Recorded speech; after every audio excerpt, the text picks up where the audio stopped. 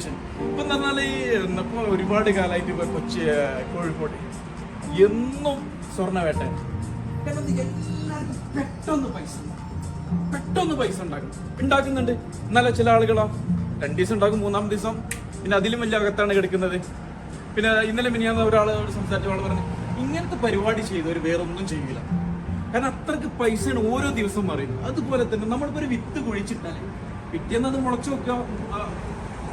നോക്കാൻ പറ്റുക, തുറന്നു നോക്കാൻ പറ്റുക, മുളക്കുക. അതുപോലെ തന്നെ നമുക്ക് വിഷൻ വേണം. നമ്മളൊരു വിഷനിലേക്ക് നടക്കുകയാണെങ്കിൽ അതിന് ഒരു കാലഘട്ടം ഉണ്ട്. ഒരു ആൽമണം ആല് വളരുന്ന അതേ കാലത്തിലേക്ക് ഒരു വാഴ വളരും. ഒരു പൂച്ചയുടെ ഗർഭം ഒരു ആനയുടെ ഗർഭം വ്യത്യാസമുണ്ട്. അപ്പൊ ഏതൊരു വിഷനും ഏതൊരു നമ്മുടെ ചിന്തകൾക്കും അതിനൊരു കാലഘട്ടം, അതിനൊരു പേശം നമ്മൾ കാണാം.